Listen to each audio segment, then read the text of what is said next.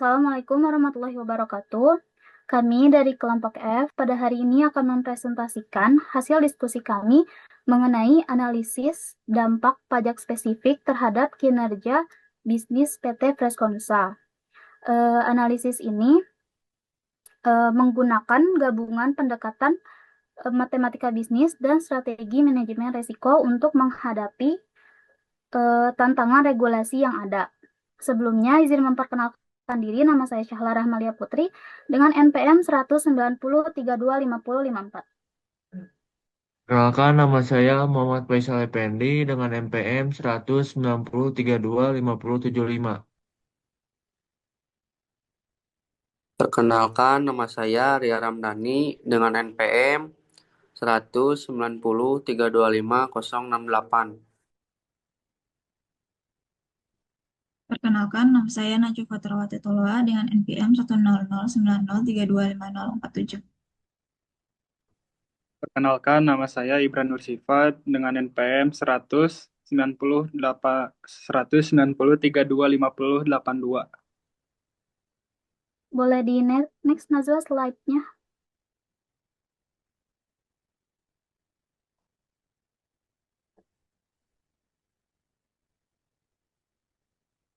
Next lagi. Jadi pemerintah itu berencana untuk menetapkan pajak spesifik terhadap minuman berpemanis sebesar Rp10.000 per botolnya. Bagi PT Fresconusa, ini tuh bukan hanya sekedar kenaikan biaya, tetapi juga perubahan dalam struktur pasarnya. Tujuan kami di sini adalah untuk menganalisis dan menghitung berapa jumlah penurunan penjualan yang dialami oleh PT Fresconusa, siapa yang paling terbebani dengan pajak ini, dan juga memberikan strategi untuk perusahaan agar dapat tetap mempertahankan profitnya. Next. Analisis kami ini didasarkan dengan dua fungsi utama, yaitu fungsi permintaannya PD sama dengan 60 min 0,5 Ki, yang mencerminkan ketersediaan konsumen untuk membeli, dan juga fungsi penawaran PS sama dengan 20 plus 0,5 Ki, yang dimana ini tuh mencerminkan biaya produksi perusahaan. Lalu di sini ada kurva di mana kondisi ideal pasar sebelum adanya intervensi pajak. Next. Terus juga ada hasil tanpa pajak, yaitu equilibrium awalnya, yaitu harga PE atau 40 atau nggak disebut 40.000, dan kuantitas QE-nya yaitu 40 atau 40.000 botol. Dan surplus awalnya yaitu surplus konsumennya yaitu 400 dan surplus produsennya sama dengan 400 dan total kesejahteraannya sama dengan 800. Maka pasar PT terjual, pasar PT Peskonusa sangat sehat, produk terjual ini sebanyak 40.000 botol pada harga 40.000.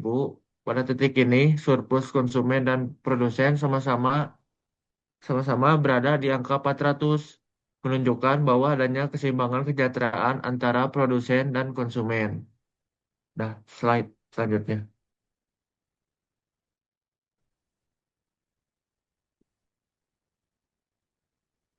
Begitu pajak 10.000 diterapkan, harga konsumen naik menjadi 45.000 dan penjualan turun drastis menjadi 30.000 botol, turun sebanyak 25%. Pemerintah memang mendapatkan pemasukan 300, tapi perhatikan area segitiga merah pada grafik itu adalah dead white loss sebesar 50. Ini adalah nilai ekonomi yang hilang dan menguap begitu saja akibat pasar yang menciut. Selanjutnya, insidensi pajak. Siapa yang menanggung? Dari data menunjukkan beban dibagi rata 50-50. Konsumen membayar 5.000 lebih mahal dan PT Frekonusa menerima 5.000 lebih sedikit per botol. Hal ini terjadi karena elastisitas permintaan dan penawaran kita seimbang. Tidak ada pihak yang cukup kuat untuk melimpahkan seluruh beban pajak ke pihak lain. Pembagian beban ini terjadi karena tingkat elastisitas permintaan dan penawaran relatif seimbang, sehingga tidak ada pihak yang memiliki kekuatan pasar yang dominan untuk sepenuhnya mengalih beban pajak. Dengan kata lain, baik konsumen maupun produsen sama-sama memiliki keterbatasan dalam menyesuaikan perilaku konsumen dan produsen, sehingga pajak harus ditanggung bersama.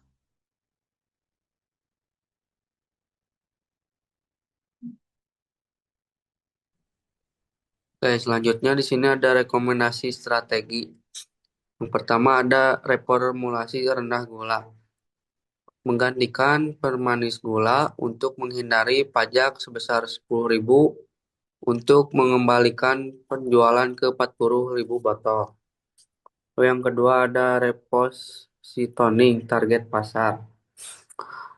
Untuk mengubah citra produk menjadi minuman menjunjung gaya hidup sehat untuk menargetkan konsumen yang tidak sensitif pada perubahan harga, tetap mendapatkan laba meski harganya 45.000.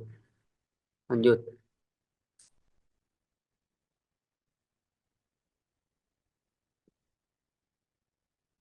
Lalu di sini ada keputusan akhir. Meskipun pajak ini menekankan profitabilitas jangka pendek, ini adalah momentum bagi PT Preskonusa untuk bertransformasi dengan mengkombinasi efisiensi biaya dan inovasi produk rendah gula. Jadi kita tidak hanya menyelamatkan margin perusahaan, tetapi juga menyelaraskan bisnis dengan tren kesehatan global.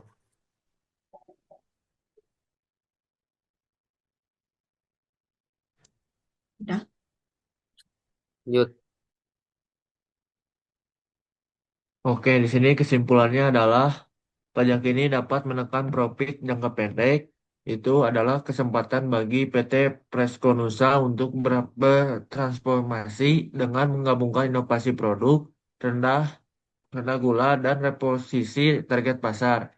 Perusahaan ini tidak hanya dapat menyelamatkan laba perusahaan, tetapi juga menyelaraskan bisnis dengan tren hidup sehat. Nah, Mungkin cukup sekian yang dapat kami sampaikan. Selebihnya mohon dimaafkan. Wassalamualaikum warahmatullahi wabarakatuh. Waalaikumsalam. Waalaikumsalam warahmatullahi wabarakatuh. Waalaikumsalam. Waalaikumsalam.